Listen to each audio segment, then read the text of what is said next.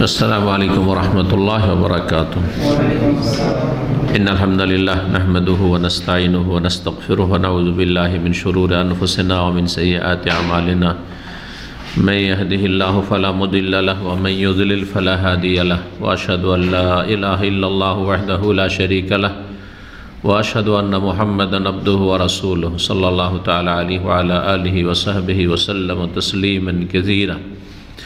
अम्मा बाद फ़क़द क़ालल मुअल्लिफ़ु रहिमहुल्लाहु तआला व अन खौलतल अंसारिय्यह रज़ियल्लाहु अन्हा क़ालत क़ाल रसूलुल्लाह सल्लल्लाहु अलैहि वसल्लम इन्ना रिजालन यतखव्वदून फ़ी मालिल्लाहि बिग़ैरि हक़् फलहुमुन नारु यौमल क़ियामह अख़रजहुल बुख़ारी। सम्मानित दीनी भातृमंडলী, আল্লাহ রাব্বুল আলামিনের প্রশংসা এবং প্রিয় মুহাম্মদ রাসূলুল্লাহ সাল্লাল্লাহু আলাইহি ওয়াসাল্লামের উপর সালাতু সালামের পর আজ মঙ্গলবার 10ই জমাদাল উলা 1443 হিজরি মোতাবেক 14ই ডিসেম্বর 2021 আমাদের ধারাবাহিক আলোচনা বুলুগুল মারাম ইমাম হাফেজ ইবনে হাজার রহমতুল্লাহ আলাইহির যে হাদিসের সংকলন প্রসিদ্ধ কিতাব, সেই কিতাব থেকে বিষয়বস্তু বা অধ্যায় হচ্ছে মন্দ চরিত্র সমূহ থেকে সতর্কীকরণ। খারাপ যেগুলো চরিত্র হতে পারে সেগুলো থেকে সতর্ক সাবধান করা। এর পর্ব নম্বর 9। এর আগে অলরেডি 8টি আলোচনা হয়েছে। এই অধ্যায়টি বুলুগুল মারামে বেশ দীর্ঘায়িত হয়েছে। 15তে ইনশাআল্লাহ গিয়ে সারব। আজকে পর্ব নম্বর 9। প্রথম হাদিস আজকের সাহাবিয়া খাওলা আল আনসারিয়া, আনসার বংশের খাওলা নামক সাহাবিয়া রাদিয়াল্লাহু তাআলা আনহা থেকে বর্ণিত। তিনি বলছেন যে কালা রাসূলুল্লাহ সাল্লাল্লাহু আলাইহি ওয়াসাল্লাম, রাসূলুল্লাহ সাল্লাল্লাহু আলাইহি ওয়াসাল্লাম বলেছেন ইন্না রিজালান ইয়াতাখাওয়াদুনা ফি মালিল্লাহি বিগাইরি হক, নিশ্চয়ই কিছু মানুষ আছে যারা আল্লাহর ধন সম্পদে অন্যায়ভাবে, নাহক পন্থায়, অবৈধভাবে খেলতামাশা করে, তাতে ইচ্ছামতো নিয়ন্ত্রণ করে থাকে, যা ইচ্ছা তাই করে থাকে, স্বেচ্ছাচারিতা করে থাকে। তাখাওয়াদ স্বেচ্ছাচারিতা করে থাকে, যা ইচ্ছা তাই করলো, যেখানে ইচ্ছা সেখানে খরচ করলো, যা পারলো তাই করলো, যেভাবে ইচ্ছা সেইভাবে তাতে নিয়ন্ত্রণ করলো, বেঈমানি করলো, আত্মসাৎ করলো, খেয়ানত করলো, অপচয় করলো আল্লাহর ধন সম্পদে। মালুল্লাহ বলা হয়েছে আল্লাহর ধন সম্পদে। জি, বিষয়বস্তু হচ্ছে ধন সম্পদ, আর ধন সম্পদ এখানে বলা হয়েছে আল্লাহর ধন সম্পদ। আল্লাহর ধন সম্পদ বলতে কি ইনশাআল্লাহ আলোচনা করব যখন বিস্তারিত শারহা বা ব্যাখ্যা করব তখন। তো কিছু মানুষ খারাপ আছে, তাহলে এটি খারাপ চরিত্র। আল্লাহ যে ধন সম্পদ নিয়ামত দিয়েছেন সেটা আপনার ধন সম্পদ হোক আর অন্যের আমানত হোক, আর আপনি কোনো সমাজের একজন ব্যক্তি হন অথবা দেশের নেতৃস্থানীয় ব্যক্তি হন, সবগুলি দিককে শামিল। কিন্তু ধন সম্পদ আল্লাহর পক্ষ থেকে আমানত, তাতে যদি কেউ স্বেচ্ছাচারিতা করে, খেলতামাশা করে, যা ইচ্ছা তাই করল, যেমন তাই, এটি হচ্ছে খারাপ চরিত্র। আর এই খারাপ চরিত্রের পরিণাম খুব ভয়াবহ। কি পরিণাম? আখিরাত হচ্ছে চিরস্থায়ী জগৎ। সেখানে যদি পরিণাম খারাপ হয় তাহলে দুনিয়ায় কিছু টাকা পয়সা খুব লুটপাট করলেন, আর অনেক রাতারাতি বড়লোক হলেন, আর খুব ভোগ বিলাস করলেন, সারা পৃথিবী ভ্রমণ করলেন, কোনো কাজে আসবে না। যার আখিরাত ভালো সব ভালো, আর যার পরকাল খারাপ, দুনিয়া মাতাউন কালিলুন সুম্মা মাওয়াহুম জাহান্নাম, দুনিয়া তুচ্ছ ভোগের সামগ্রী, কিছুই না। কেউ থাকতে আসেনি, থাকতে পারেনি। সারা পৃথিবীর কোনো রাজা ধীরাজা আর পয়সাওয়ালারা কেউ থাকেনি, সব চলে গেছে। আখিরাতে পরিণাম খুবই খারাপ। যারা ধন সম্পদে আল্লাহর এই নিয়ামতে স্বেচ্ছাচারিতা করবে, ফালাহুমুন নারু ইয়াউমাল কিয়ামah, তাদের জন্য জাহান্নামের আগুন রয়েছে, জাহান্নামের শাস্তি রয়েছে ইয়াউমাল কিয়ামতের দিনে, পরকালে কিয়ামতের দিবসে তাদের জন্য কি রয়েছে? জাহান্নামের শাস্তি। কারণ পরকাল হচ্ছে প্রতিদান জগৎ, বদলার জগৎ, ইয়ামুদ্দিন ইয়ামুল জাযা। আর দুনিয়া হচ্ছে কর্মজগৎ। কর্মজগতে আমানতে খেয়ানত করেছে। আল্লাহর পক্ষ থেকে টাকা পয়সা হচ্ছে আমানত, সেটা আপনার হোক আর অন্যের হোক। সেই আমানতে খেয়ানত করেছে স্বেচ্ছাচারিতার মাধ্যমে, যেমন তাই করেছে। কেউ জিজ্ঞাসা করার ছিল না, কারো সামনে জবাবদিহিতার ভয় ছিল না। তাদের জন্য জাহান্নামের শাস্তি রয়েছে। আখরাজাহুল বুখারী, হাদিস ইমাম বুখারী রাহিমাহুল্লাহ সংকলন করেছেন সহিহুল বুখারীতে। হাদিসের কিছু ব্যাখ্যা যা ভাষ্যকার বর্ণনা করেছেন তার থেকে আমরা পেশ করি। ধন সম্পদ হচ্ছে আল্লাহ রাব্বুল আলামিনের পক্ষ থেকে এই পার্থিব জগতে নেয়ামত, পার্থিব নিয়ামত। এই নিয়ামত ছাড়া মানুষ বেঁচে থাকতে পারে না। এর মাধ্যমে মানুষ বেঁচে থাকতে পারে। পয়সা ছাড়া হয় পয়সা লাগবে না খাবার লাগবে, খাবারটা মূল্য আছে, ওটাও সেটা ধন সম্পদ। ধন সম্পদ ছাড়া কোনো মানুষ পৃথিবীতে বাঁচতে পারবে না। তাহলে প্রত্যেকের প্রয়োজন এটি, মৌলিক প্রয়োজন মানুষের ধন সম্পদ, টাকা পয়সা থাকা। এর মাধ্যমে মানুষ পৃথিবীতে জীবিকা নির্বাহ করে থাকে। এটি আমানত। সুতরাং অযোগ্যকে আমানত দেওয়া যাবে না, অযোগ্যের হাতে তুলে দেওয়া যাবে না। এই নাবালক নাবালিকাদের হাতে টাকা পয়সা তুলে দিতে নিষেধ করেছেন অভিভাবকদেরকে। আল্লাহ কোরআনে কারীমে ইরশাদ করেছেন, ওয়ালা তুতুস সুফাহা আমওয়ালাকুম আল্লাতী জাআলাল্লাহু লাকুম কিয়ামা, তোমরা নির্বোধদেরকে, সুফাহা সাফিহের বহু বচন, নির্বোধ, এখনো বোকা, এখন অবুঝ, এখনো জ্ঞান পাকাপোক্ত হয়নি, টাকা পয়সা যে রক্ষা করতে হয়, বাঁচিয়ে রাখতে হয়, জরুরি যেটা সেটা খরচ করতে হয়, এটা বুঝে নাই, তাকে হাতে আসলে সাথে সাথে নিয়ে ফুটিয়ে দিবে। এরা হচ্ছে সোফাহা, বেকুফ, নির্বোধ, অবুঝ। তাদেরকে দিও না তোমাদের ধন সম্পদ, আমওয়ালাকুম। আল্লাহ এখানে তোমাদের ধন সম্পদ আমাদের হাতে রয়েছে, সেই জন্য আমাদের ধন সম্পদ বলেছেন। আবার কখনো কখনো আল্লাহর ধন সম্পদ, বেশ কিছু আয়াতে ওয়াতুহুম মিন মালিল্লাহিল্লাযী আতাকুম, মালুল্লাহ, আল্লাহর ধন সম্পদ বলা হয়েছে, কারণ আল্লাহর দান সেটির জন্য। আল্লাহ আসল মালিক সমস্ত ধন সম্পদের, কারণ সমস্ত জমিন আল্লাহর, জমিনে যা কিছু আছে আল্লাহর, জমিনের নিচে যা আছে খনিজ সম্পদ সব আল্লাহর, সব আল্লাহর। আল্লাহর ধন সম্পদ আমাদের কাছে কিছু সময়ের জন্য, যে আমাদের ব্যবহারের জন্য বা ভোগের জন্য আল্লাহ দিয়ে রেখেছে, সেজন্য আমাদের ধন সম্পদ বলে সম্পৃক্ত করা হয়েছে, আমওয়ালাকুম। আবার মালুল্লাহ, আল্লাহর মালও বলা হয়েছে। তো দুটো আপন আপন জায়গায় অর্থ ঠিক আছে। আল্লাতী জাআলাল্লাহু লাকুম কিয়ামা, আল্লাহ যার ওপর তোমাদেরকে নেতৃত্ব দান করেছেন, দায়িত্ব দিয়েছেন। সুতরাং হে দায়িত্বশীলরা, তোমরা যার তার হাতে টাকা পয়সা তুলে দিয়ে দিও না।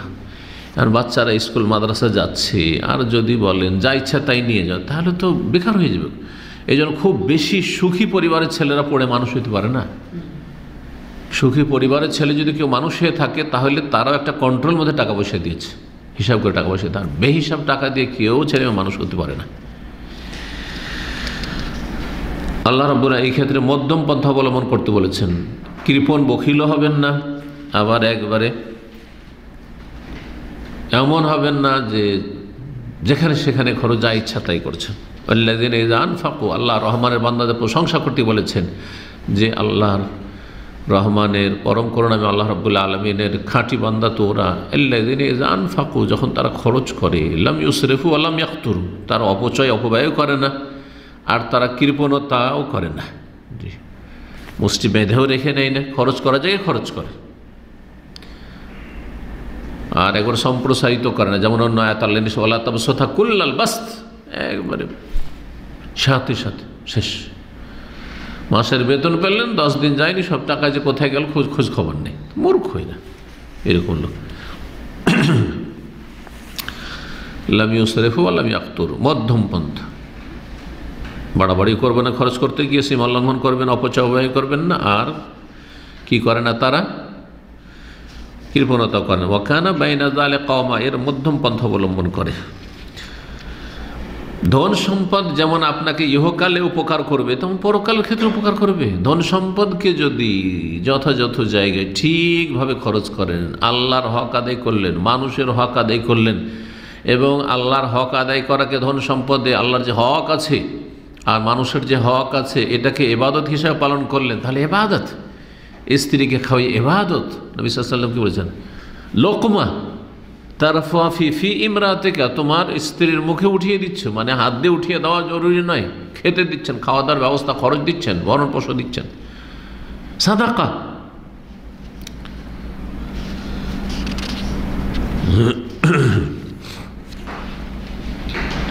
দুনিয়ার ক্ষেত্রেও এবং দিনের ক্ষেত্রেও ধন সম্পদ উপকারী। ধন সম্পদ ছাড়া ইসলামী সেন্টার চলবে? পয়সা না থাকলে বেতন দেবেন না, কেউ টিকে থাকতে পারবে না, খেয়ে তো কেউ থাকতে পারবেন না, বাইরে রোজগার করতে হবে। মানুষ ফ্রি সময় দিলে 1 ঘন্টা দিতে পারে দিনে, কিন্তু সারাদিন দিবে তো খাবে কি? ওর স্ত্রী ছেলে কি খাবে? তো 8 ঘন্টা হবে ডিউটি, অবশ্যই তার পয়সা দিতে হবে, না হয় অন্য জায়গায় কাজ করতে সে। তারপরে এই ঘরবাড়ি বিল্ডিং তৈরি কি করতে হবে, এই বিদ্যুৎ মাসের মাস বিল আসছে, কোত্থেকে আসবে? সব জায়গায় পয়সা। পয়সা ছাড়া এক পা বাড়াতে পারবে না, তাহলে দিনের কাজ হবে না, দুনিয়ার কাজ হবে না। মাদ্রাসা, মসজিদ সব কিছু বন্ধ হয়ে যাবে। হজ, যাকাত, ইসলামের 5টা রুকনে 2টা রুকনই থেমে যাবে। পয়সা না নাই, হজ নেই, পয়সা নেই, যাকাত নেই। দিন দুনিয়ার ফায়দা আছে, কিন্তু মালকে কি করতে হবে? মুঠে নিতে হবে, মালকে কলবে নিলে হবে না। গুরুত্বপূর্ণ কথা মনে রাখবেন, আল্লাহ যেন আমাদের ধন সম্পদকে আমাদের মুষ্টিতে রাখে, আমাদের অন্তরে যেন নামিয়ে না দেয়। কারণ অন্তরে যদি আসক্তি চলে আসে, ভালোবাসা চলে আসে পয়সার, তাহলে তখন হারামে লিপ্ত হয়ে যাবেন আপনি। ধন সম্পদের জন্য কাটাকাটি, মারামারি, হানাহানি আর সংকীর্ণতা, একে অপর হক মারা, সব কিছু করতে পারবে তখন। কিন্তু যার আচ্ছা, তারপরে অন্তরে যদি আসক্তি চলে আসে, খরচ করতে পারবেন আল্লাহর রাহে। পক্ষান্তরে হাতের মুঠে থাকলে যা ইচ্ছা তাই বললাম, হাতের মুঠে আছে, ভিতরে ঢুকাই নিয়ে।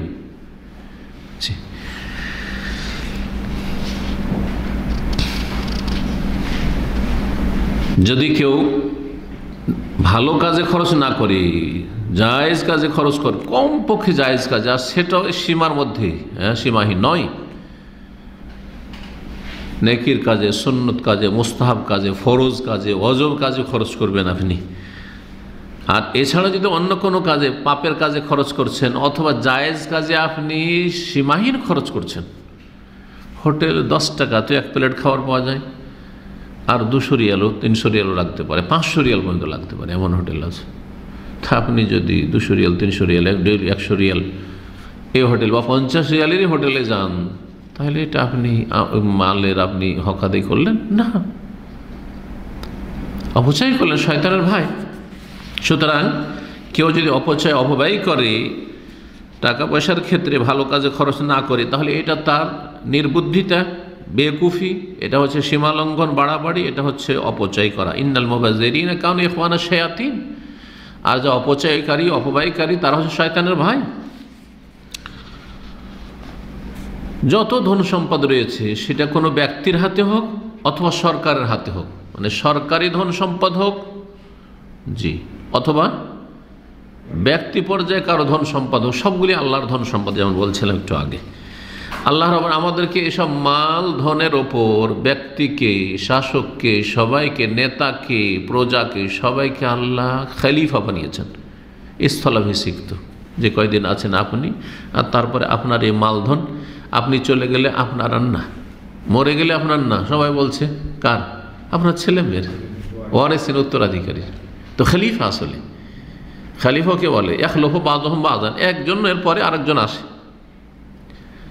আপনি আপনার বাপ মায়ের জমি জায়গা পেয়েছেন, আর আপনাদের জমি জায়গা আপনার ছেলেমেয়েরা পাচ্ছে, বান্যরা পাচ্ছে, যারা আপনার পরে থাকবে দুনিয়াতে। ওয়ানফিকু মিম্মা জাআলাকুম মুস্তাখলাফিনা ফি, আল্লাহ যেন বলেছেন তোমরা খরচ করো ওই ধন সম্পদ থেকে যাতে তোমাদেরকে আল্লাহ খলিফা, স্থলাভিষিক্ত বানিয়েছেন, জানাশীন বানিয়েছেন। কেউ যদি এই আল্লাহ প্রদত্ত ধন সম্পদে, ব্যক্তি হোক অথবা সরকার হোক, যদি কি করে, খেল তামাশা করে, স্বেচ্ছাচারিতা করে, অবৈধ জায়গায় খরচ করে, হারাম কাজে খরচ করে, গান বাজনাতে, শিরকুফরিতে, পাপের কাজে, বেদাতি কাজে, টাকা পয়সা আছে মিলাদ করছে, বেদাত করছে, টাকা পয়সা আছে ওরসের মেলা লাগাচ্ছে, টাকা পয়সা আছে সেই জন্য বিভিন্ন রকমের পাপ করছে,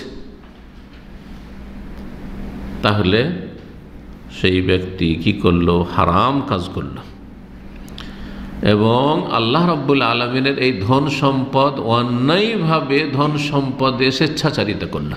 জি, সুতরাং তাদের জন্যই জাহান্নামের শাস্তি রয়েছে, সহিহ বুখারী হাদিসের আলোকে। জি, এই ধন সম্পদ সম্পর্কে কয়েকটা দিক। একটা দিক হচ্ছে এই আল্লাহর ধন মানে মানুষকে, প্রতিটি ব্যক্তিকে যে আল্লাহ দিয়ে রেখেছেন, কাউকে কম কাউকে বেশি, এটা আল্লাহর ধন সম্পদ। আমার কাছে যা আছে এটা আল্লাহ, আপনাদের কাছে যা আছে সেটাও আল্লাহর, এটা একটা। সুতরাং এই আমানতকে রক্ষা করতে হবে আর ভালো কাজে, দিন দুনিয়ার উপকারী কাজে খরচ করতে হবে। 2 নম্বর দিক হচ্ছে যেই ধন সম্পদের সরকারি ধন সম্পদ, বাইতুল মাল, ইসলামিক সরকার যদি হয় তাহলে বাইতুল মাল, আর না হলে এমনি সরকারি ধন সম্পদ, সরকারের যে বিভিন্ন ফান্ড রয়েছে, বাজেট রয়েছে, সেটা সরকারি পয়সা বিভিন্ন ক্ষেত্রে খরচ করার জন্য যেগুলো দেওয়া হচ্ছে, এগুলো সরকারি সম্পদ। চেয়ারম্যানের কাছে আসছে, এমপির কাছে আসছে বাৎসরিক, বিভিন্ন মন্ত্রীর কাছে তার দফতরে আসছে, এত টাকা তোমার দফতরে দেওয়া হলো, এগুলো সব আল্লাহর মাল, বিশেষ করে এগুলো আল্লাহর মাল। সুতরাং এগুলিতে আমানত ফরজ করেছেন আল্লাহ রাব্বুল আলামিন, এটি আমানত। জি, সুতরাং এমন কাজে খরচ করতে হবে যাতে আল্লাহর দ্বীন শক্তিশালী হয়, আল্লাহর কালেমা উঁচা হয় এবং জনকল্যাণমূলক কাজে, দেশ এবং দেশবাসীর কল্যাণে খরচ হয়। শিক্ষা দীক্ষার উন্নতি হয়, যেসব উন্নতির প্রয়োজন রয়েছে সেসব প্রয়োজন মেটানো হয়, রাস্তাঘাট তৈরি করা ইত্যাদি ইত্যাদি। এই ধন সম্পদ স্বেচ্ছাচারিতা হচ্ছে, তাহলে বুঝাইলাম হয় পাবলিক আর না হলে সরকারি মাল। তারপরে ধন সম্পদ স্বেচ্ছাচারিতা এক হচ্ছে যেটা তার হক নয় সেটা যদি নেই, ঘুষ নেওয়া তারও সামিল। এইরকমই আপনার সরকারি সম্পদ রাখা আছে, সরকারি সম্পদ দেওয়া হয়েছে গরিব মিসকিনকে বিতরণ করার জন্য, হ্যাঁ, রিলিফ দেওয়া হয়েছে, কিন্তু নেতারা সব খেয়ে ফেলছে, 10%ও আসে না গরিবদের কাছে, তাহলে বাকিটা কি? এগুলো হচ্ছে খেয়ানত। জি, এগুলো হচ্ছে বাতেন পথে ভক্ষণ করা, এসবের পরিণাম হচ্ছে জাহান্নাম।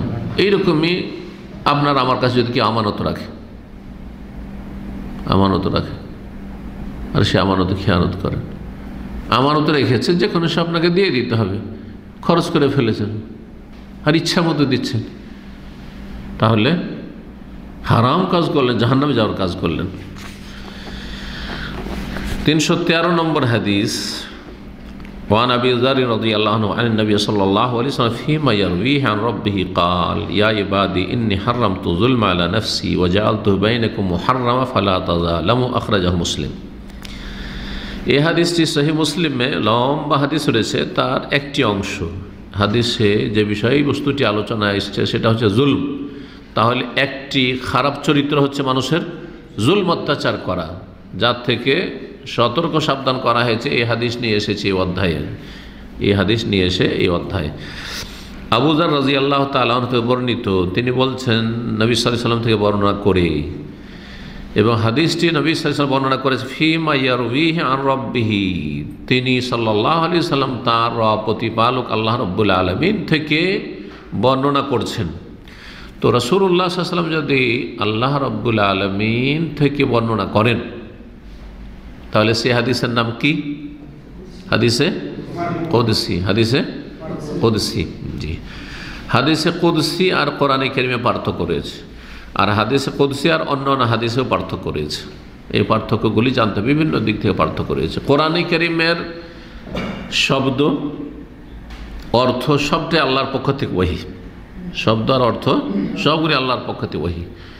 কোরআনে কারিম হচ্ছে আল মুতাআব্বাদ বিত তিলাওয়া, তেলাওয়াত হচ্ছে ইবাদত, কিন্তু হাদিসে কুদসি তেলাওয়াত ইবাদত নয়, যে হাদিসে কুদসি পাঠ করবেন আর এক এক অক্ষরে যেমন 10 নেকি আছে কোরআন নেকি ওই রকম না, আল মুতাআব্বাদ বিতিলাওয়াত না।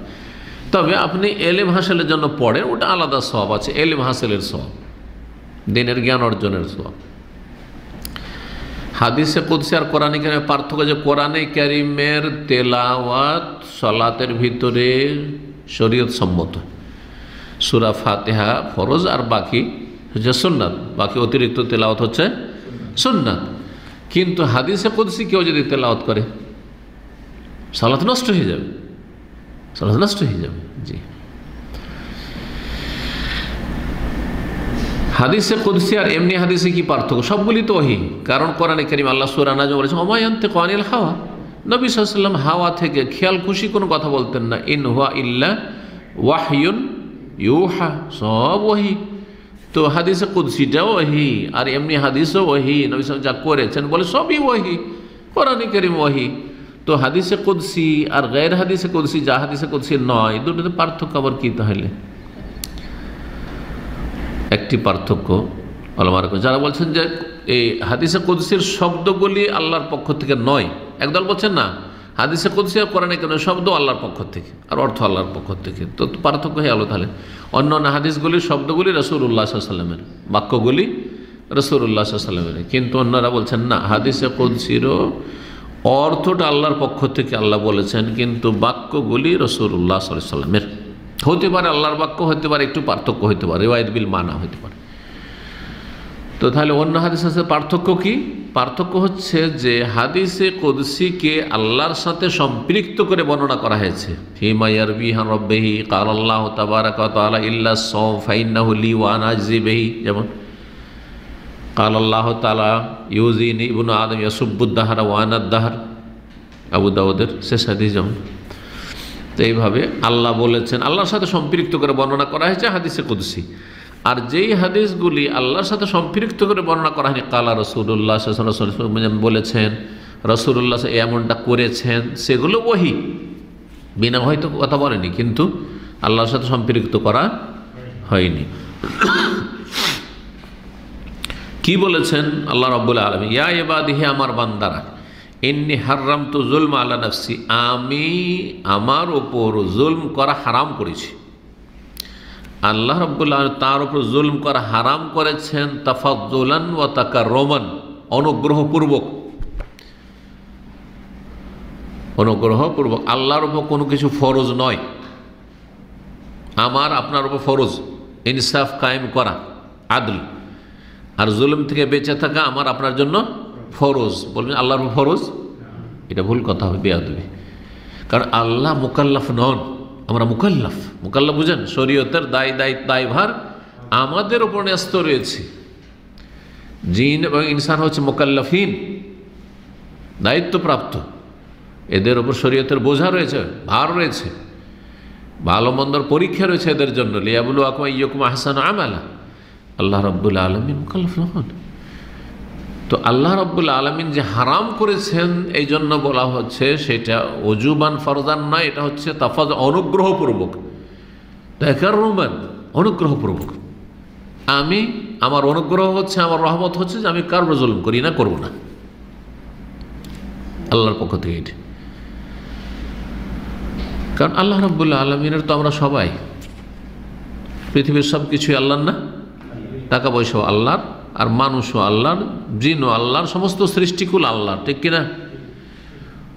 তো নিজের মালিকানাধীন কোনো কিছুতে কেউ যদি নিয়ন্ত্রণ করে তো জুলম বলা যাবে? হ্যাঁ, আপনার মালিকানাধীন আপনার টাকা পয়সা আছে, ঠিক না? জমি জায়গা আছে, সম্পদ আছে। আপনি যদি বলেন আমি বাংলাদেশে থাকবো না, আমি অন্য দেশে চলে যাব, মালয়েশিয়া চলে যাব, বলবো না কাফের দেশে যেতে, ধরুন মুসলিম দেশে চলে যাব, ধরেন মুসলিম দেশে চলে যাচ্ছেন অনেকে বেচে, তাই না? বিদেশে বড় বড় পয়সাওয়ালারা বিদেশে কাফের দেশে সুইস ব্যাংকে টাকা রাখছে না? কেউ যদি চার্জ করে, তোমার এই রাখার অধিকার কোথায়? আমার টাকা আমি যেখানে রাখি। তাহলে তোমার টাকা তুমি যেখানে রাখো, তোমার টাকা দিয়ে তুমি যা ইচ্ছা তাই খাচ্ছ, হালাল খেতে হবে একজন মুসলিম। কিন্তু যখন তোমার টাকা তুমি ইচ্ছা মতো, আজকে আমি এই হোটেলে খাবো না, এই হোটেলে কেন খাবেন, ওই হোটেলে খাবেন না, আমার ইচ্ছা। তো আপনার যদি ইচ্ছা মতো আপনার যে অধীনে যা কিছু আছে তাতে আপনি পুরো স্বাধীনতা রাখেন, তো আমরা তো সব ইন্না লিল্লাহ, আমরা তো সব আল্লাহর। তো আল্লাহ যদি কাউকে শাস্তি দেন এমনি এমনি, আল্লাহর জিনিস, তো জুলুম হবে কি? জুলুম হবে না, কোনো জুলুম হবে না। কিন্তু আল্লাহ জুলুমকে হারাম করেছেন নিজের ওপর অনুগ্রহপূর্বক। এবার বোঝা গেছে যে আল্লাহ অনুগ্রহপূর্বক। ইন্নী হারামতু যুলমা আলা নাফসি ওয়া জাআলতুহু বাইনাকুম মুহাররামা, এবং তোমাদের আপোষেও আমি জুলমকে হারাম করেছি, তোমাদের ওপরও জুলমকে হারাম করেছি। একে অপরের উপর জুলম করবে না, সবার উপর হারাম, কেউ কার উপর জুলম করবে না। ফালা তাজালামু, সুতরাং তোমরা কেউ কার উপর জুলুম করবে না। তাজালামা তাজালামু মুশারাকা রয়েছে, যেমন বাবে মুফালাত, কাতালা ইউকাতিলু, দুই পক্ষ থেকে লড়াই, দারাবা ইউদার এবং মুদারা মানে মারামারি, ঠিক তেমনি তাজালামা তাজালামু মানে হচ্ছে একে অপরের উপরে জুলুম করা, কেউ কার উপর জুলুম করবে না। ফালা তাজালামু নেই, জুলুম করা হারাম, জুলুম করা হচ্ছে জঘন্য চরিত্র। এই হাদিস আহলে শামদের হাদিস, মানে শাম দেশের মুহাদ্দিস বর্ণনা করেছেন। এই জন্য বলা হচ্ছে হুয়া আশরাফ হাদিস আহলে শাম, ইমাম আহমদ রাহিমাহুল্লাহ বলেছেন। আবু ইদ্রিস খাওলানি যখন এই হাদিস বয়ান করতেন তখন বসে যেতেন। ইয়া ইবাদি ইন্নী হারামতু যুলমা আলা নাফসি। আল্লাহ কোরআনে কারীমে বলছেন ওয়া মা আনা বিযাল্লামিল লিল আবিদ, সূরা কাফে, আমি কোনো বান্দার উপর জুলুমকারী নই। ওমাল্লাহু ইউরিদু যুলমান লিল আলামিন, বিশ্ব জগতের উপর আল্লাহ জুলুমকে চান না, চান না আল্লাহ, জুলুম করা তো দূরের কথা। ওমা রব্বুকা বিযাল্লামিল লিল আবিদ, তোমার রব জালেম নন। আয়াত হাদিস এই মর্মে অনেক রয়েছে। জুলম হচ্ছে যেটার যেখানে স্থান সেখানে না রাখা, জুলম হচ্ছে যার যেখানে স্থান সেখানে না, ওয়াজউ শাইয়্যি ফি গায়রি মাওদিহি, কোনো কিছুকে তার যথাযথ স্থানে না রেখে অন্য কোনো স্থান রাখার নাম হচ্ছে জুলম। এই জন্য কারো যদি মানহানি করেন তো জুলম, কেউ বসার যোগ্যতা রাখে ওপরে আর আপনি নিচে নামিয়ে দিলেন, তাহলে এটা কি হলো? জুলম। আচ্ছা, কেউ নিচে রাখে তাকে যদি ওপরে উঠিয়ে দেন, ওটাও জুলম। এই জন্য শিরক সবচেয়ে বড় জুলম, শিরক হচ্ছে সবচেয়ে বড় জুলম। কারণ ইবাদত হচ্ছে আল্লাহর হক, কার সামনে রাখতে হবে? আল্লাহর সামনে রাখতে হবে। আপনি দুর্গা না হয় দরগায় রেখে দিলেন, সবচেয়ে বড় জুলুম করলেন আপনি। আল্লাহর হক, আল্লাহর অধিকার, সেটা আপনি আল্লাহর অসহায় সৃষ্টি বান্দা, যে মৃত মাটির তৈরি প্রতিমা পুতুল, অথবা মারা গেছে সরে পড়ছে কবরে, তারপর লাশ আছে কি না আছে, লাশ থাকলেও যতই বড় নেক ব্যক্তি হোক না কেন, সে অসহায়, এখন নিজের গায়ের একটা মাছি তাড়াতে পারবে না, আর সে আপনার কি দিতে পারে যে তার সামনে আপনি সিজদা করছেন? কত বড় জুলুম করলেন আপনি। ইন্না শিরকা লাযুলমুন আযীম, যেন বলেছেন। জুলুম কত প্রকারের? তিন প্রকারের। সংক্ষেপে কেউ কেউ দুই প্রকার বলেছে। একটা হচ্ছে নিজের উপর জুলুম করা, জুলমুন নাফস, নিজের উপর জুলুম করা। যে কোনো ফরজ ওয়াজিব যদি ছাড়েন জুলুম করলেন, যে কোনো হারাম কাজ করেন জুলুম করলেন। আপনি কারো হক নষ্ট করেননি, আল্লাহর হকের ক্ষেত্রে হারাম কাজ করলেন, মদ খেলেন, জালেম, ঠিক আছে না? মদ খেয়ে তো আর কারো ক্ষতি করছে না, আপনি বাড়ির ভিতরে খাচ্ছে, কেউ খাচ্ছে, সেও জালেম। ফজর পড়লেন না আপনি, সালাত পড়লেন না, জালেম। রোজা রাখলেন না, কারো ক্ষতি করেছেন, জালেম আপনি। জি হ্যাঁ, রব্বানা যালামনা আনফুসানা ওয়া ইল্লাম তাগফির লানা ওয়া তারহামনা, আল্লাহ আমরা আমাদের উপর জুলুম করেছি। কে বলেছিলেন? আদম এবং হাওয়া আলাইহিস সালাম। গাছের ফল খেয়েছেন, কারো ক্ষতি করেছেন? কোন একটা জিনের না ফেরেশতার কার ক্ষতি করেছেন? তারপর যালামনা আনফুসানা, যুলমুন নাফস, নিজের উপর অত্যাচার করা। কোনো ফরজ ওয়াজিব যদি কেউ ছাড়ে তাহলে সে জালেম, কোনো হারাম নাজায়েজ কাজ করে সে হচ্ছে জালেম। আর আরেকটি জুলম হচ্ছে বড় জুলম, সেটা হচ্ছে শিরকে আকবার, বড় শিরক, বড় জুলম। ইন্না শিরকা লাযুলমুন আযীম। জি, ইয়া বুনাইয়া লা তুশরিক বিল্লাহ, ইন্না শিরকা লাযুলমুন আযীম। এইটা যদি বড় শিরককে আলাদা করে বয়ান করি তাহলে এই দুটো হয়ে গেল। আর তৃতীয় হচ্ছে জুলমুল ইবাদ, বান্দার উপর জুলুম করে, এক মানুষ আর এক মানুষের ওপর জুলুম করে, বা এক সৃষ্টি আর এক সৃষ্টির উপর, মানুষ না। একটা সিংওয়ালা গরু বিনা সিংওয়ালা গরু, বা একটা শক্তিশালী গরু একটা দুর্বল গরুকে যদি মারে, একটা শক্তিশালী ছাগল, শক্তিশালী কুকুর আর একটা দুর্বল কুকুরকে মারে, একটা বিড়াল আর বিড়ালকে মারে, মারামারি করছে না, জুলম। এগুলোর কেসাস কিয়ামতের দিনে হবে। জি, প্রতিটি হাইওয়ান জীবজন্তুর মাঝে কেসাস হবে, আর তারপরে তাদের সম্পর্কে আল্লাহ বলেন কুনি তোরাবা, মাটি হয়ে যাও। সেই হাদিসে রয়েছে। আপনি একটা বিড়ালকে বেঁধে রেখে দেন আর খেতে দিয়েন না, জালেম আপনি বিড়ালের ওপর। এক মহিলা জাহান্নামে গেছে না বিড়াল বেঁধে রেখে, আর এক মহিলা খারাপ চরিত্রের ছিল, কুকুরকে পানি পান করিয়ে আল্লাহ ওই কাজটা পছন্দ করেছেন। এই নয় যে তার তৌহিদ ছিল না, অবশ্যই তৌহিদ ছিল, আল্লাহর মহব্বত ভালোবাসা ছিল, কিন্তু তার বিভিন্ন পাপ ছিল। তো আল্লাহ রাব্বুল আলামিন মানুষের অন্তর দেখেন, অন্তরের ইবাদতটা সবচেয়ে বেশি গুরুত্বপূর্ণ। কি অন্তর নিয়ে এই কাজটি করলেন? হতে পারে আল্লাহ সন্তুষ্টির উদ্দেশ্যে খুব খলুসের সাথে কাজটি করেছেন, আল্লাহকে পছন্দ লেগেছে, সেটা আপনার ক্ষেত্রে প্রযোজ্য নয়। হতে পারে আপনার অন্তরে ওই চাহিদা নেই। এই জন্য এক শ্রেণীর সুবিধাবাদী মনে করে যে আমিও কুকুরকে পান করিয়ে জান্নাতে চলে যাব। আপনার কথা তো, আপনাকে তো সার্টিফিকেট দেওয়া হয়নি, ওইটা ওই মহিলাকে সার্টিফিকেট দেওয়া হয়েছে। কথা বোঝা গেছে? অহরহ পাপ করবেন আর জান্নাতে চলে যাবেন দুটো একটা নেক আমল করে, এটা তো আপনি নাও পড়তে পারেন। কারণ যেমন নেকির ওজন হবে তেমন গুনাহরও ওজন হবে। জুলমকে আল্লাহ হারাম করেছেন। জুলমকে আল্লাহ কি করেছেন?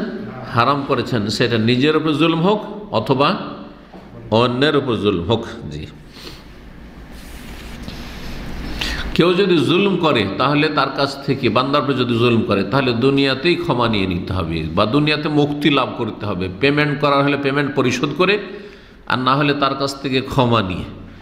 আর যদি না করে এই অবস্থায় আল্লাহর সামনে হাজির হয়, তাহলে কিয়ামতের দিনে কি দিয়ে পরিশোধ করবে? নেকি দিয়ে পরিশোধ করে। সহিহ বুখারী হাদিসে রয়েছে। এবং তাকে মুখ ফুলে সর্বহারা নিঃস্ব বলা হয়েছে।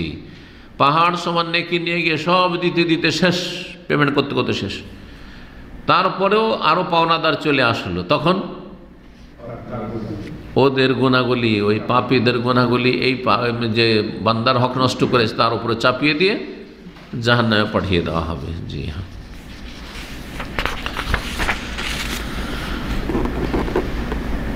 3 নম্বর হাদিস, 1304 নম্বর হাদিস, এটি 1304 নম্বর হাদিস। وعن أبي هريرة رضي الله عنه أن رسول الله صلى الله عليه وسلم قال أتدرون ما الغيبة؟ قالوا الله ورسوله أعلم. قال ذكرك أخاك بما يكره. قيل أفرأيت إن كان في أخي ما أقول؟ قال إن كان فيه ما تقول فقد اغتبته وإن لم يكن فيه فقد بهته. أخرجه مسلم. আবু হুরায়রা রাদিয়াল্লাহু তাআলা আনহু থেকে বর্ণিত, তিনি বলেন যে রাসূলুল্লাহ সাল্লাল্লাহু আলাইহি ওয়াসাল্লাম বলেছেন, আতাদরুনা মাল গীবা? তোমরা কি জানো যে গীবত কি জিনিস? গীবত মানে পরনিন্দা করা, কারো কি করা? নিন্দা করা। চোখের আড়ালে কি করা? নিন্দা করা। চোখের আড়ালে। সামনাসামনি বললে সেটা যদি নির্জনে হয়, ব্যক্তি জীবনের ভুল ত্রুটি, তাহলে ইসলার উদ্দেশ্যে, আর ভালো ভাষায় হয় তাহলে ইসলাহ, সেটা ইনকারে মুনকার, অন্যায় কাজে বাধা দেওয়া, প্রতিবাদ করা, আর ভালো কাজের উপদেশ দেওয়া। ভাই আপনাকে ফজরে দেখছি না কেন? এটা গীবত। সামনাসামনি বললে ভালো ভাষা দিয়ে করেন, কারণ উপদেশ দিতে হবে ভালো ভাষা দিয়ে, যাতে করে মানুষ আকৃষ্ট হয়। জি। আর যদি সামনাসামনি আঘাতমূলক করেন যে তুমি কেমন মুসলমান, হ্যাঁ বেনামাজি কোথাকার, নামাজ পড়ছো না তুমি, তাহলে এটা গীবত হলো না, কিন্তু কি হলো? মানুষকে আঘাত করা হলো। আপনি ইসলার উদ্দেশ্য করেননি, আপনি আপনার রাগ ঝাল আক্রোশ রয়েছে, আপনার মূর্খতার কারণে আপনি মনে করছেন যে আমি আক্রোশটা আমার মিটিয়ে নিবে, হ্যাঁ ভালো করে একটু অপদস্থ করে যেই সেই বললে, না এটাও কোনো কাজের না, এটাও গুনার কাজ। যদি এটা গীবতের আওতাভুক্ত না, তা গীবতের জন্য শর্ত হচ্ছে চোখের আড়ালে। এখানে নেই লোকটা, আর তার দোষ চর্চা করছেন, তার দোষ চর্চা করছেন, এতে সে জানতে পারল না, সে জানতে পারল। সুতরাং যদি তার মধ্যে এ দোষ থাকে, ও যে সংশোধন করতো ওটা তো সুযোগ পেল না, কারণ জানতে পারল না যে আমার সমালোচনা হচ্ছে, আমার দোষ ত্রুটি মানুষ জেনে গেছে, ঠিক না? 2 নম্বর কথা, যে যদি ওর মধ্যে এই দোষ না থাকে। দোষ থাকলে সংশোধন করতো সামনে হইলে, যদি ওকে বলতেন আচ্ছা সামনে নেই, চোখের আড়ালে আছে, আর তার মধ্যে এই দোষ নেই, যে দোষের কথা বলছে সেই দোষ নেই, আপনি ভুল বুঝেছেন, তাহলে সামনে থাকলে সে কি করতে পারতো? হ্যাঁ, সঠিকটা আপনাকে বুঝাইতে পারতো, সে প্রতিবাদ করতে পারতো, সে ডিফেন্স করতে পারতো যে ভাই আসলে আপনি যেভাবে বুঝেছেন ওইরকম নয়, আমি এরকম না, আসলে আপনাকে কে এভাবে বুঝিয়েছে, অথবা আপনি বিষয়টা ভুল বুঝেছেন। রাত 12টা 1টার সময় দেখছেন যে বাইরে একটা লোক হাঁটাহাঁটি করছে, আর আপনি এখানে এসে বললেন যে এই লোকটা কিন্তু খারাপ কাজ করে। কি করে? খারাপ কাজ করে। কেন? রাত 12টা 1টা কেন? সবাই শুয়ে গেছে 9টা 10টার সময়, গ্রামের লোক রাত 12টা 1টার সময় জেগে এই দিক সেদিক ঘোরাঘুরি করছে, মনে হয় চোর।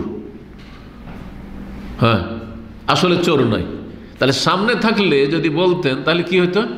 আরে ভাই আপনি চোর ভাবছেন? না না, আমার পেটে এত ব্যথা ছিল, আমি ছটপট করছিলাম যে কেমন করে হাসপাতাল যাব, থাকতে পারছি না। হইতে পারে কি না?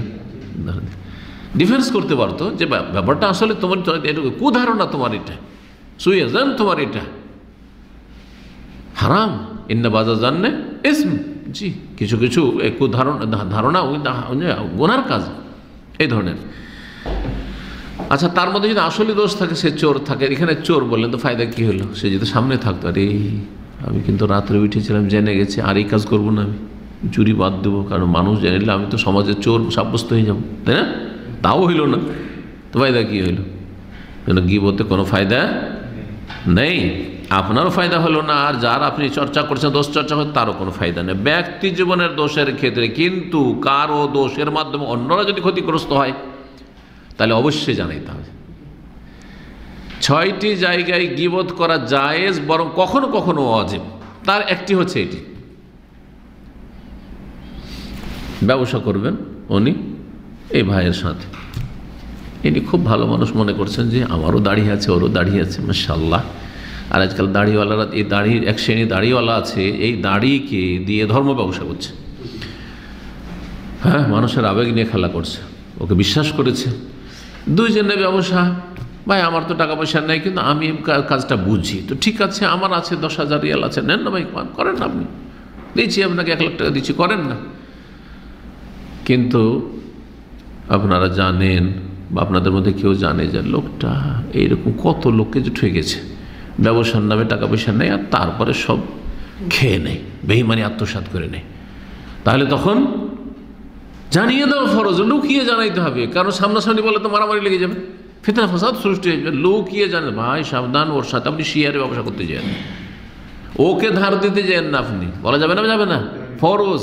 বিয়ে দিতে, ওর সাথে বিয়ে দিয়েন না আপনার মেয়ের, আপনার বোনের, খুবই খারাপ লোক, বলতে হবে না, ভাবে না, ফরজ, শুধু জায়েজ নয়। তাহলে কখনো কখনো গীবত করা, যখন অন্যের ক্ষতির আশঙ্কা থাকবে, এটা দুনিয়ার ক্ষতির ক্ষেত্রে যদি ফরজ হয়ে যায়, তো কারো মাধ্যমে দিনের ক্ষতি হয়, বড় বক্তা আর শিরক বিদআতের ধর্ম শেখাচ্ছে, মাজার পূজার ধর্ম শেখাচ্ছে, পীর মুরিদদের ব্যবসা শেখাচ্ছে, অথবা ইসলামের অপব্যাখ্যা করে, ইসলাম মানে ক্ষমতা দখল করা, যেমন জামাত ইসলামীদের ইসলাম, এই ব্যাখ্যা করছে, বলবে না মওদুদির ভুল ধরা যাবে না, এটা গীবত করছেন, মরা মানুষের গীবত করছেন, বলা যাবে নাকি?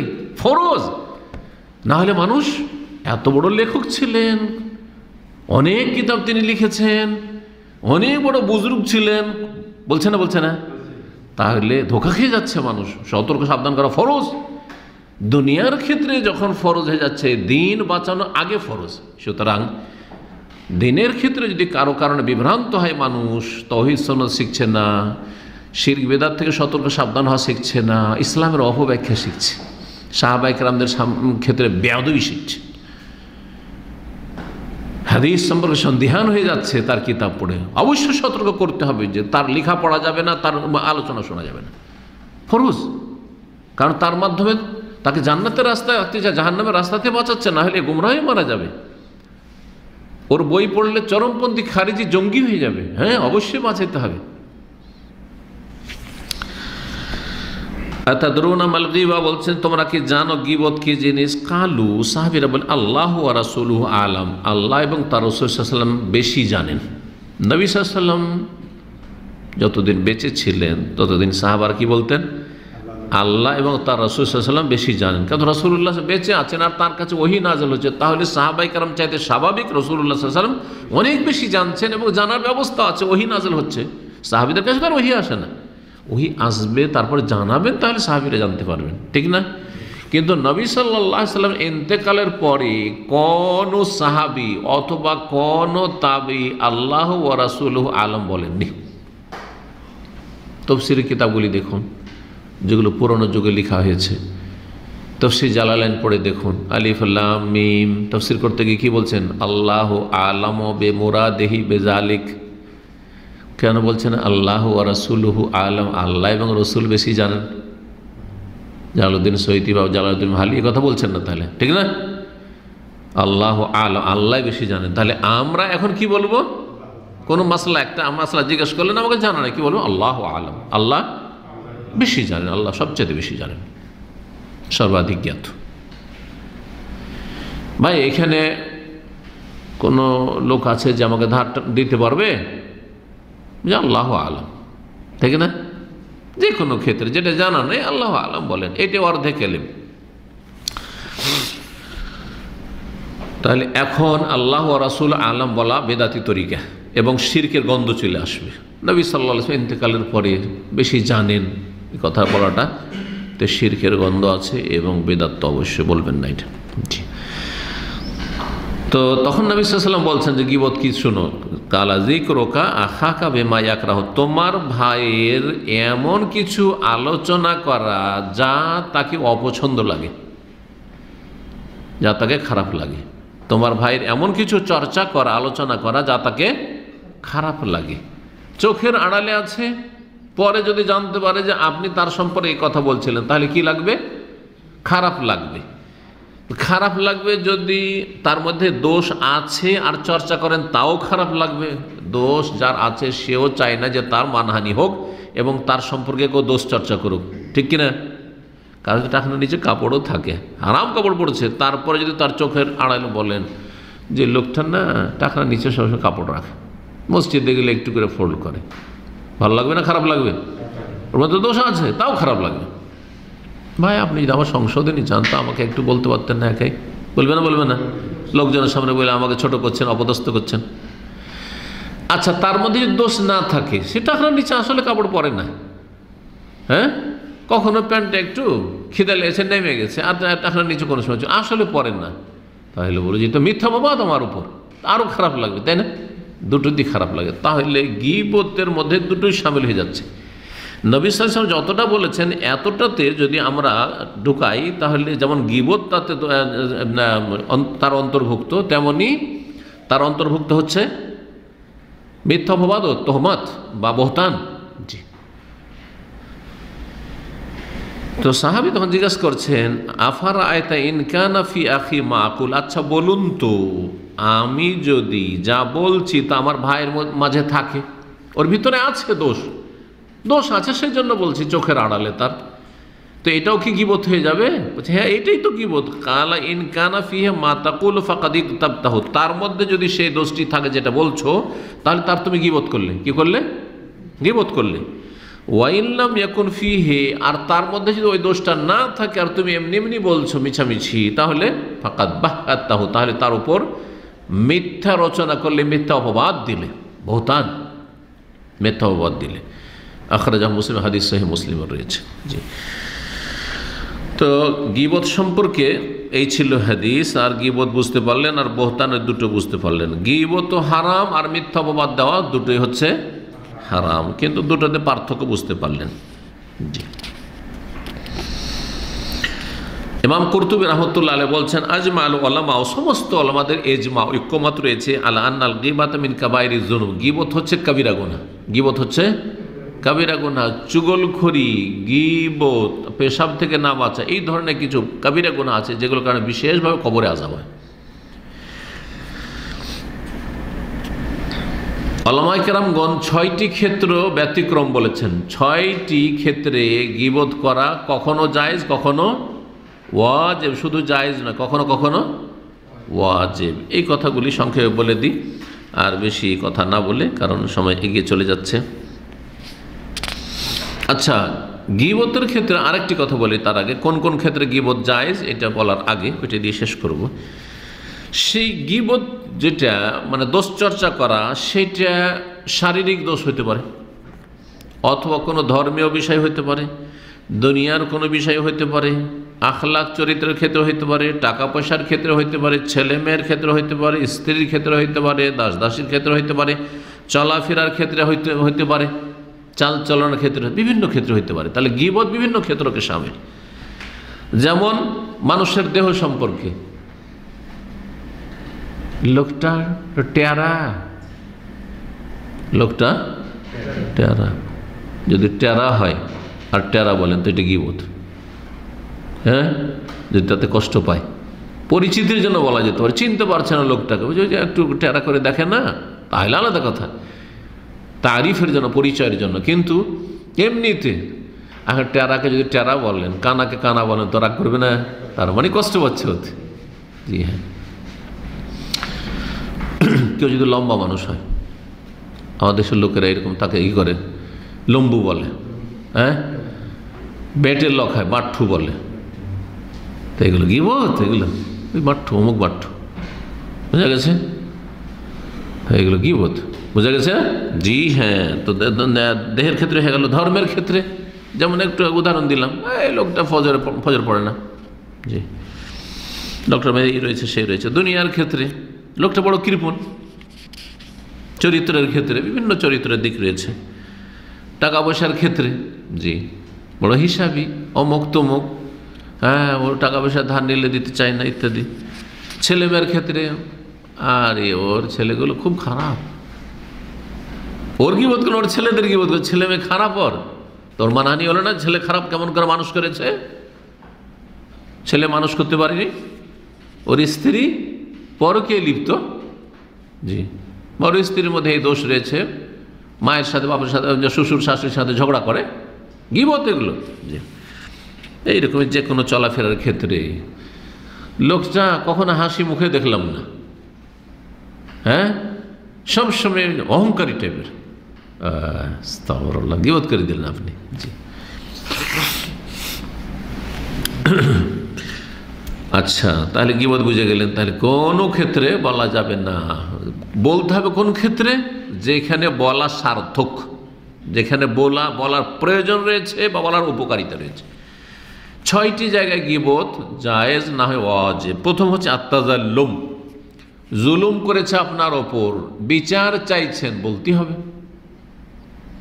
কেউ টাকা পয়সা নেয়, দেয় নেয়, এখানকার মধ্যেই ধরেন আপনার, এখন যদি আমাদের কাউকে না বলেন, ও তো টাকা দিবেন না, ও তো ভালোই হইলো, কেউ জানতেও পারেন না, আর আমি টাকা দিব না, দেবে।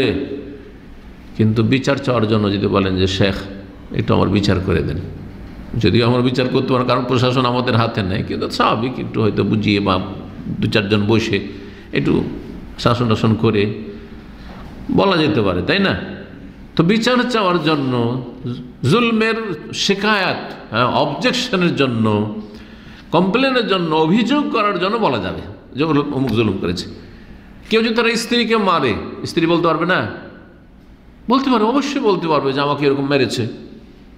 বাপ মাকে বলতে পারবে, প্রয়োজনে সরকারকে বলতে পারবে, না হলে কি করে বিচার হবে? তো বিচার চাওয়ার জন্য জুলমের কেউ যদি শিকার হয়, লা ইউহিব্বুল্লাহুল জাহরা বিসসুই ইল্লা মিনাল কওলি ইল্লা মান যালিম, লা ইউহিব্বুল্লাহুল জাহরা বিসসুই মিনাল কওল ইল্লা মান যালিম, 6ষ্ঠ পারার প্রথম আয়াত, 6 পারা এখান থেকে শুরু হচ্ছে। আল্লাহ খারাপ কথা বলা পছন্দ করেন না, ইল্লা মান যালিম, কিন্তু যদি কারো জুলুম হয়, আমাকে মেরেছে, আমার টাকা পয়সা বেঈমানি করেছে, বলেন আপনি। জি, শুধু জায়েজ না, কখনো ওয়াজিব, সরকারকে জানাইতে হবে, অথবা যেখানে জানাইলে আপনার হক আদায় হয়। 2 নম্বর জায়গা, আল ইস্তিআনা আলা তাগয়িরুল মুনকার, অন্যায়কে নির্মূল করার জন্য। দেখছেন আপনার গ্রামে যে একটা যুবক আর একটা যুবতী, গ্রামের 2 জনের নির্জনে, হ্যাঁ, নির্জনে এমন কিছু আছে যেটা অপছন্দনীয়, মানে সন্দেহজনক, কিন্তু পুরোপুরি এদের চরিত্র খারাপ লাগছে। আর মেয়ের বাপ মাকে বললেন না, ছেলের বাপ মাকে বললেন না, তাহলে অন্যায়ের নির্মূল হবে, বেড়ে যাবে। এরা কয়েকদিন পরে জেনায় লিপ্ত হয়ে গেছে, একটু দেখেছিলেন লুকিয়ে লুকিয়ে গল্প করছিল, ওই প্রথম খানি থামিয়ে দিতে হতো, শাসন করি, তাই না? তো অন্যায়ের প্রতিবাদের জন্য, অন্যায়কে নির্মূল করার জন্য কি করা যাবে? বলা যাবে, দোষ চর্চা করা যাবে, বলা যাবে, যার মাধ্যমে অন্যায় নির্মূল হয়, যার মাধ্যমে অন্যায় নির্মূল হয়। তৃতীয় জায়গা ফতোয়া নেওয়ার জন্য। অনেকেই আজকে আমেরিকা থেকে আমাদের এক দিনী বোন স্বামীর বিরুদ্ধে, স্বামী জুলুম, কত যে জুলুম করেছে 8 বছর 10 বছর ধরে, শেষখানে ছুরি দিয়ে ওকে মারতে যাচ্ছিল, মেরে ফেলে দেবে। তো এই যে এতগুলি কথা বললো, সবগুলি তো গীবত, কিন্তু বলা জরুরি, কারণ ফতোয়া নিতে হবে। এখন আমি ওর কাছ থেকে তালাক নিতে চাই, এই জন্য ফতোয়া, এখন এই জন্য বলতে হচ্ছে তাকে। যদি এমনি এমনি বলে যে আমি আমার স্বামীর কাছে থাকবো না, আমি তালাক নিতে চাই, তো জায়েজ? জান্নাত হারাম যদি বিনা কারণে যদি কেউ তালাক চায় কোনো মহিলা স্বামীর কাছ থেকে, অথচ তার কোনো এরকম দোষ নেই যাতে শরীয়তে অনুমতি দেয়। বোঝা গেছে না? তাহলে ফতোয়া নেওয়ার জন্য বলা যাবে, ফতোয়া নেওয়ার জন্য বলা যাবে। তবে ফতোয়া যদি নাম উল্লেখ না করে বলা সম্ভব হয় আর ওতে ফতোয়া হাসিল হয়ে যায়, তো এটা বেশি উত্তম। যেমন আপনাকে একজন 10,000 রিয়াল ধার দিচ্ছে, আর ও বলছে যে 10,000 রিয়াল ধার দেবো, কিন্তু আমার ব্যাংকে টাকাটা থাকলে তো কিছু বাড়তো, তো আপনি কত কি দেবেন? এটাও কালকে প্রশ্ন এসছে আমার কাছে। তো বলছে ঠিক আছে, আমি আপনাকে 1,13,000 দিব। 1,13,000 জিজ্ঞাসা করছে, 1 লাখ টাকা যদি আমাকে ধার দিয়ে রাখেন তো কত দেবো? 13,000। সুদ না সুদ নয়? সুদ। যদি ওই ব্যক্তির নাম বললেও দেয় যে অমুক ব্যক্তি এরকম বলছে, জায়েজ, কারণ ফতোয়া জিজ্ঞেস করছে, উদ্দেশ্য হচ্ছে ফতোয়া জিজ্ঞাসা করা। আর যদি নাম না বলে কাজ চলে যায় যে এইরকম একজন, তো এটা বেশি ভালো, কারণ এখানে জরুরি নয় যে তার নাম বলতেই হবে মাসলা জানার জন্য। কিন্তু স্বামী স্ত্রীর উপর জুলুম করছে, স্ত্রী স্বামীর উপর জুলুম করছে, তো সেক্ষেত্রে বলতে হবে যে আমার স্বামী বা আমার স্ত্রী এরকম করছে, আর বলবে কেউ অন্য কেউ, এটা একটু পর হয়ে যায় খানিকটা, তাই না? অনেক সময় মুফতি গুরুত্ব নাও দিতে পারে, এই পরের মশলা দিকে। আমি বিশেষ করে ধরেন একজন এরকম করছে, আমি সব ধরবো না, আমার এত সময় নেই যে ধরেন সাপোজ এরকম প্রশ্ন, আপনার সমস্যা থাকলে বলেন, আপনি কথা বোঝা গেছে? কেন অনেকে একটু জানার জন্য দেখি এরকম হইলে কি হয়, আরে দেখি এরকম হলে কি হয়, আপনি আজকে আমার কাছ থেকে জানবেন আর তিলকে তাল করে উল্টা পাল্টা ফতোয়া দিয়ে বসবেন, শেখের কাছ থেকে শুনেছি, অথচ উল্টো করে দিয়েছেন আমি কথাটা। কথা বোঝা গেছে না? জি। 4 নম্বর জায়গায় যেখানে গীবত করা জায়েজ বা ওয়াজিব, সেটা হচ্ছে তাহযীরুল মুসলিমিনা মিনাল ইগতিরার বিশাখসিন। কোন ব্যক্তির কারণে প্রতারিত হওয়ার যদি আশঙ্কা থাকে তাহলে সতর্ক করতে হবে। মাওলানা মওদুদী লক্ষ লক্ষ লোক প্রতারণার শিকার, ধোকা খাচ্ছে। এত বড় কি ছিলেন, তারা কি বলে থাকে শুধু ইসলামী চিন্তাবিদ নয়, ইমাম, হ্যাঁ তাদের ইমাম হাসানুল বান্না, ইমাম সৈয়দ কুতুব, আর সবগুলি খারিজি জঙ্গি বানিয়েছে জাতিকে। সতর্ক করা জরুরি যাতে ধোকা না খেয়ে যায়। এইরকমই যে বড় বড় পীরেরা রয়েছে, হ্যাঁ পীর 2 ভাগে বিভক্ত, হক্কানি পীরও আছে আর ভণ্ড পীরও আছে। যদি নারী নিয়ে খেলা করে তো ভণ্ড পীর, আর শিরক বেদাত করুক হক্কানি পীর, এটাই না বোঝায়? তোমরা যে ধোকাবাজ, এরা পীর মুরিদি করবে আর বলবে যে হক্কানি, এরকম কিছু নেই। আসলে কোরআন সুন্নাহর আলেম আছে, তার কাছ থেকে এলেম শিখো, আমল করো, দাওয়াত দাও। সূরা আসর পর আমল করা, সূরা আসরে 4টা কাজ বলা হয়েছে। ইল্লাল্লাযিনা আমানু, ইমানটা এলমের ভিত্তিতে, এলম হাসিল করুন আর ইমানটা ঠিক করুন। ওয়া আমিলুস সালিহাত, নেক আমল করুন, ফরজ আর তারপরে সুন্নত নফল, হারাম নাজায়েজ থেকে বাঁচুন, মাকরুহ থেকে বাঁচুন, আর ওয়াতাওয়াসাউ বিল হক, দাওয়াতের কাজ করুন, ইসলামের প্রচার প্রসারের কাজ করুন, মানুষকে শিখান যেটুকু শিখেছেন। ওয়াতাওয়াসাউ বিস সবর, ধৈর্য ধারণ করুন, ধৈর্য ধারণ করুন, খেয়ে না খেয়ে কষ্ট করে গাল খেয়ে দিনের কাজ করুন। কথা বোঝা গেছে? কিন্তু পীর ধরতে হবে, না হইলে তাজকিয়া নফস হবে না, আত্মার পরিশুদ্ধি হবে না, এগুলো ইসলামের অপব্যাখ্যা। এসব নেই। এলেম শিখার মাধ্যমে নিজেকে মুজাইয়ান, সুসজ্জিত করতে হবে, এটা হচ্ছে তাজকিয়া নফস। এলেম শিখুন, যত এলেম হাসিল হবে এবং যত আমলের দিক থেকে আপনি উদ্গ্রীব হবেন, আগ্রহী হবেন, তত বেশি আপনি ইমানদার হতে পারবেন। ইন্নামা ইয়াখশাল্লাহ মিন ইবাদিহি আল উলামা। ইমাম আবু হানিফার যুগে এমন ছিল না যে ইমাম আবু হানিফা জাহেরি এলেম রাখেন আর বাতেনে এলেম অন্যদের কাছে, না, এগুলো ভুল ব্যাখ্যা। আসলে জাহেরি এলেম আর বাতেনে এলেমের ব্যাখ্যা। তবে তাকওয়া পরহেজগার অবশ্যই লাগবে। আলেম মানে শুধু এলেম হাসিল না, আলেম যে সত্যিকার আমল করে সে হচ্ছে আলেম। আসলে পরহেজগার আলেম হইতে হবে, আল্লাহওয়ালা আলেম হইতে হবে। তো কোনো ব্যক্তি সম্পর্কে যদি ধোঁকা খাওয়ার ভয় থাকে তাহলে সতর্ক করতে হবে। একটা ছেলে দেখতে খুব সুন্দর আর দাঁড়িয়ে আছে, এসে বাইগাম দিচ্ছে কারো মেয়েকে, ধোঁকা খেয়ে যেতে পারে, কারণ এত সুন্দর রূপ চেহারা, কিন্তু দেখেই ভুলে গেছে। কি কথা, সাবধান, চরিত্র খুব খারাপ, এ বিয়ে করে আর ছাড়ে, আর খোঁজ খবর নেই না, বলতে হবে না, বলতে হবে না, সতর্ক সাবধান করতে হবে। জি। আল খামেস আল মুজাহির বিল ফিসক ওয়াল বিদআ, পঞ্চম হচ্ছে যেই ব্যক্তি প্রকাশ্যে ফাসিকি কাজ করে, প্রকাশ্যে বেদাত করে। বক্তারা, বেদাতি বক্তা অবশ্যই বলতে হবে, হ্যাঁ, বেদাতি ইমাম অবশ্যই বলতে হবে যে বেদাতি। কিন্তু সাধারণ জনগণ অন্যের উপর প্রভাব নেই, বলার জরুরি নাই যে অমুক অমুক বেদাতি, এই গ্রামটা গোটাই বেদাতি। আমার কি দরকার ওগুলো, কোনো লাভ আছে? লাভ নেই। হতে পারে এই লোকগুলি সাদা সিধে, আসলে অজ্ঞ, সেই জন্য এদেরকে এলেম শেখান, ভালো হয়ে যাবে। আর আসলে এলেম যদি দেন এইসব সাধারণ মানুষকে, তো এরা হেদায়েত হয়ে যাচ্ছে। কিন্তু যে ব্যক্তি গোঁড়া, যে কট্টর বেদাতের ওপর, যে বেদাতের প্রচার প্রসার করছে, যার কারণে অনেক লোক গুমরাহ হচ্ছে, তাহলে অবশ্যই তার সম্পর্কে বলতে হয় যে বেদাতে আলেম, বেদাতি হুজুর বলে দিতে হবে। এরকম ফাসেক, মদখোর, প্রকাশ্যে মদ খাচ্ছে, অহরহ যেখানে সেখানে জেনা করছে, তাহলে অবশ্যই বলতে হবে। বলেন, অসুবিধা না, মানহানি করেন, কোনো ব্যাপার না। 6 নম্বর আত-তারিফ বিশ্বাস, কোনো ব্যক্তির পরিচয় দানের জন্য চিনতে পারছে না, নাম বলছেন, যে ধরেন ওর নাম হচ্ছে কি এখানে জহির, তা আমাদের দাম্মামে মেলা জহির আছে, আরো কিছু নাম বলেন, এখানে মেলাগুলো আছে দাম্মামে, হ্যাঁ মেলা মেলা আছে, যে যাদের আবুল কালাম মেলা আছে, জহির মেলা আছে, চিনতে পারছি না। তখন বলছেন যে হ্যাঁ একটা দোষ বলেন, ওই যে ল্যাংড়া, একটু খড়িয়ে খড়িয়ে হাঁটে, হ্যাঁ না, আইপিএস বললে তার কোনো একটা দোষ হলো না, ওটা ভালো জিনিস হলো, কিন্তু একটা দোষ বের করেন, টেরা বা ন্যাংড়া, হ্যাঁ, বা ওই যে কালো জহির, কাউকে কালো বলা, এটা না, আপনি যদি কালোকে কালো বলেন মনটা খারাপ হবে না? কিন্তু টাকলা জহির, কিন্তু অহরহ টাকলা মুরাদ করবেন, জায়েজ নাই, লাভ কি এটাতে? কথা বোঝা গেছে? জায়েজ নাই, শরীয়তে এগুলো জায়েজ না। এক শ্রেণীর লোকেরা, নামাজি লোক, মূর্খ এগুলো। আসলে সে অপরাধ করেছে, যদি অপরাধ করে থাকে আল্লাহ লাঞ্ছিত করবে, অথবা দুনিয়াতে আল্লাহ বিচার করবে, না আখেরাতে বিচার করবে, আল্লাহ ছেড়ে দেন। কিন্তু আপনি সব লিখবেন, বলবেন, এগুলো কোত্থেকে জায়েজ মনে করলেন আপনি? বাকি কথা পরিচয় দেওয়ার জন্য বলা যাবে এই দোষে। বলছে আত্মার বিশ্বাস, কোনো ব্যক্তির পরিচয় দানের জন্য, কাল আমা, যেমন অমুক অন্ধ, অমুক কানা, আল আরাজ, অমুক ল্যাংড়া। জি, আব্দুর রহমান ইবনে হুরমুজ আল আরাজ, হাদিসে রয়েছে।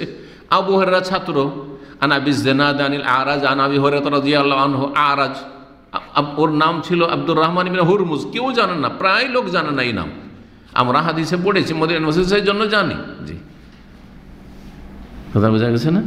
জি হ্যাঁ, তো বলা যাবে প্রয়োজনে, তাহলে ল্যাংড়াকে ল্যাংড়া বলা যাবে, হ্যাঁ, বহিরাকে বহিরা বলা যাবে, আসাম বলা যাবে। জি, বোবাকে বোবা বলা যাবে। অমুক কে রে ভাই, বলছে ওই যে বোবা আছে না অমুক গ্রামে, তার সহজে চিনে নিল, বলা যাবে। জি, আবকাম। এখানে আজকের আলোচনা শেষ করছি। ওয়া সাল্লাল্লাহু আলা নবিয়িনা মুহাম্মদ ওয়া আলা আলিহি ওয়া সাহবিহি আজমাইন।